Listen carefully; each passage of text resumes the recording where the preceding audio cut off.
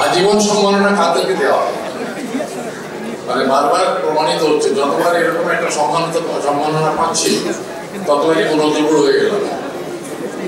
এবার বেশ যে বুড়ো হয়ে গেছে সেটা বোঝাই যাচ্ছে, পরপর কয়েকটি আজীবন সম্মাননা পেলাম।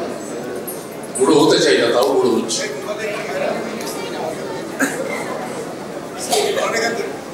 তবে আরেকটি কথা যে এরা মনে করিয়ে দিল যে আপনার সময় শেষ হয়ে আসছে, তাড়াতাড়ি আরো কাজ করেন। কাজ কিন্তু শেষ হয়নি, বাকি কাজগুলো করে ফেলেন। সুতরাং আমি অনুপ্রাণিত বোধ করছি যে না, আমাকে কাজগুলো করতে হবে। এত সুন্দর একটা সুযোগ করে দিচ্ছে তারা, যে মনে করিয়ে দিল যে আপনি আপনার কাজগুলো করেন, করতে থাকেন। একটা কথা আপনাদের বলি, খুব চুপি চুপি বলি, এরা ঠিক যারা কি করে যেন জেনে ফেলেছে যে আমিও চট্টগ্রামের বললাম আমি ছাড়ি গিয়ে বাবা আছি। তো এই এরা কিন্তু এখানে একটু কি বলবো আত্মীয় পোষণ করে ফেলেছে। যে চিটাগাঁয়ের লোক ধরে ধরে দিলার জামান বহুকাল চিটাগাঁয়ে ছিলেন, তাকেও নিয়ে এসে ধরে মনির খানে দেখলাম। তো সব তো এরকম একটা ব্যাপার।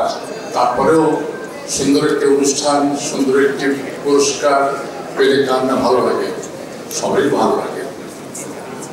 আপনাদের অসংখ্য ধন্যবাদ যে আপনারা স্মরণ করেছেন আমাকে এরকম একটি সন্ধ্যায়, এরকম একটি পুরস্কার দেওয়ার জন্য। আমি আনন্দে আপ্লুত। আমি কৃতজ্ঞতা পাশে আবদ্ধ। মনে থাকবে বাকি দিনগুলোতে।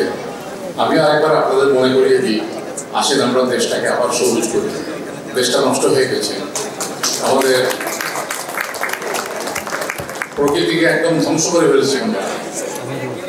এই ধ্বংসস্তূপ থেকে দেশটাকে উঠাতে হবে, এবং তার জন্য একটাই উপায়, আবার সবুজ করতে হবে দেশটাকে। আপনারা আসেন, সবাই মিলে একসাথে আমরা সংস্কৃতির মাধ্যমে আমরা কাজ করব। আর আপনারা আপনাদের যার যার ফিল্ডে কাজ করবেন দেশটাকে সুন্দর করার জন্য।